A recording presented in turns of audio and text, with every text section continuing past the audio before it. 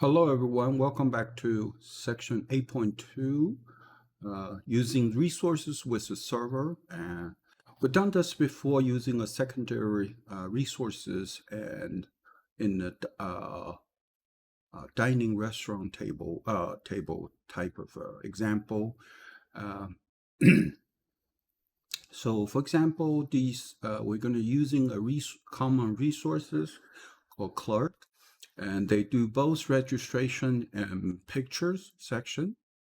Okay, and there's only three can be working in the registration and two for pictures. And we're going to add a resource object called the resource clerk. It has a capacity of 4.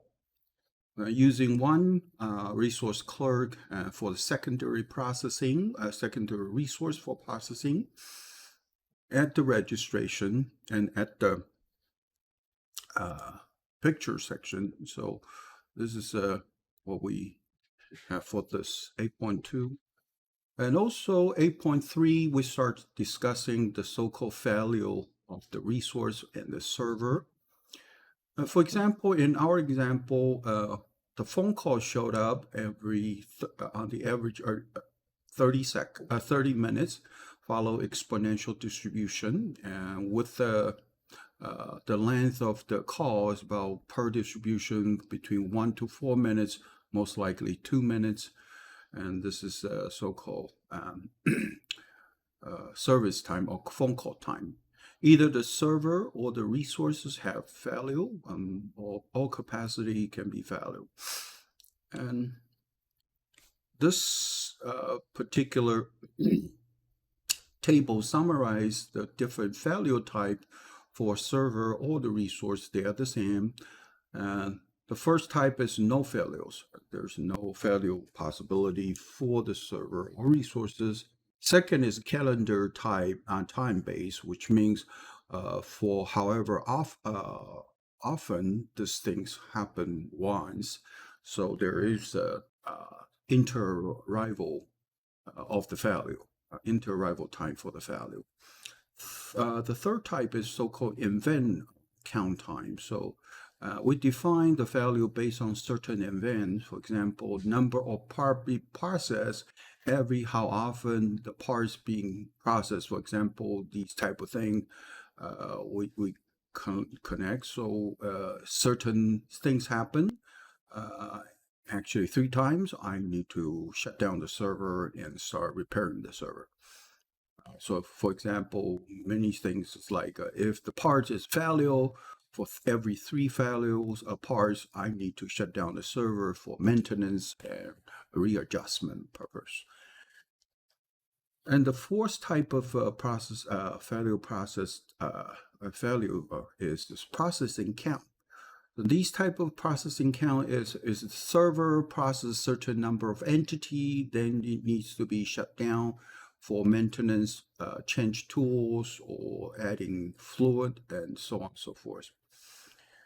And the last type of value is so-called processing time. If the server or resource is being used for a certain period of time, you need to shut down the server and for maintenance purpose. So the value stay for the server is number 3 stay, usually represented by red color.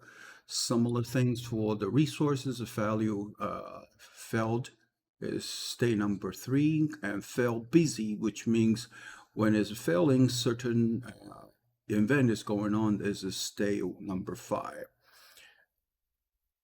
But this section we're going to notice later on, each time we will specify the value on the servers, the entire server is shut down. It's not an individual clerk need to be answering the phone call.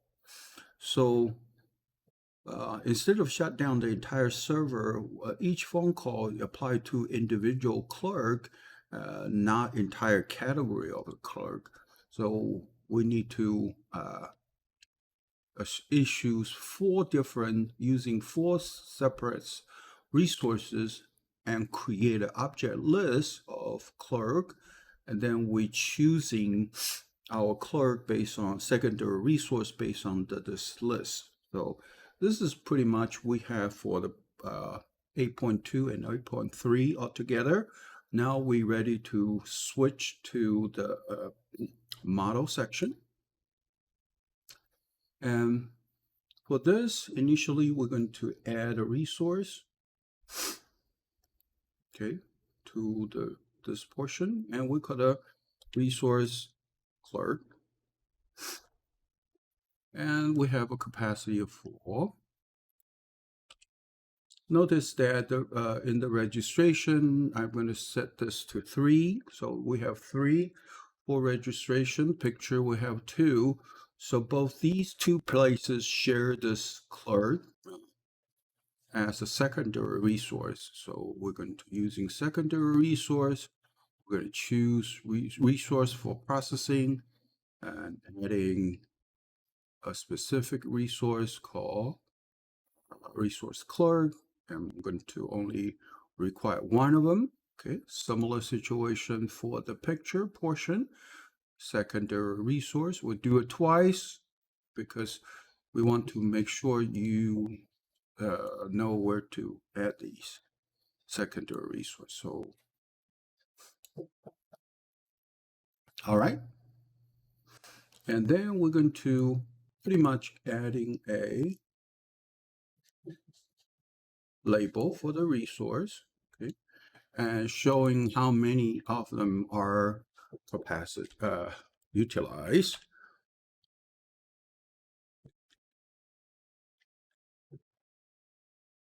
Okay, we're going to using capacity utilized as a label.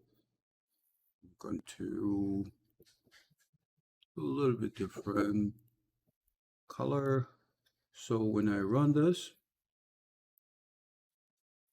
and you will see how many clerk are actually being utilized. Okay, so some of them using it in the picture section, some of them using in the registrations. You will see during the process there's 2 places using up the servers. And for example, I can specify the value for the server actually. For this, we can do this and so-called reliability for this process. So this we're going to choose a so-called calendar time base. So here what we have is since the phone call coming one at a time, 30 minutes at a time, okay, and time for repair, meaning time for answering is follow a random per distribution between 1 to 4 minutes, most likely 2 minutes type of thing, to make sure this is minutes instead of hours. Okay, we can do this. Okay, we can have another. All right, and this is also going to start running this a little bit faster. So you see now sometimes the resource itself and showing red color. A red color, which means there are failure process. Okay, in the failure process, so we can see the symbol actually, and the red is actually failure or failure busy. And for the server, actually, you also have a fail processing portion as a red color. So, but we're now putting the reliability on the failure process on the clerk, because actually the server itself don't fail at all. You always have a 3 spot, like a number of desks you have.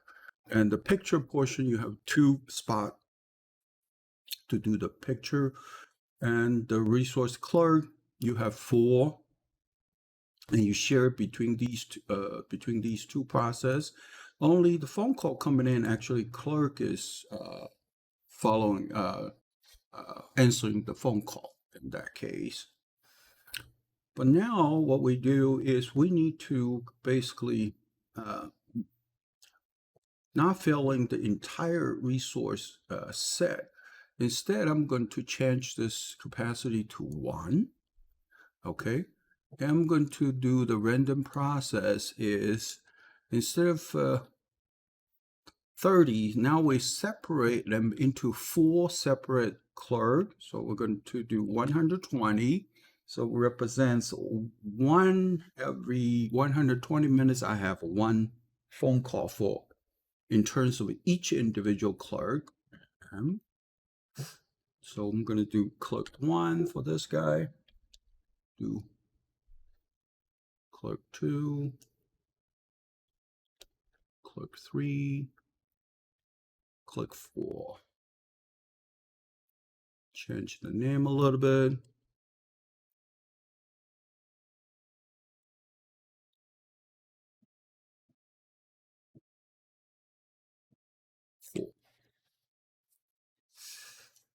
Well, now I have a 4 separate clerk.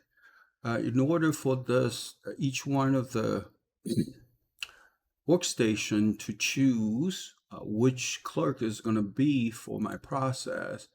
Here I'm going to define the list. Okay, for example, the list. And the list is referring to object instead of no.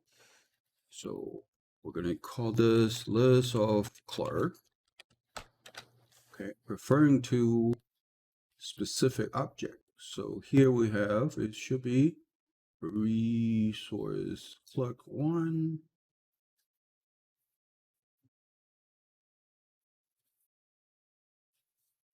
Two, 3,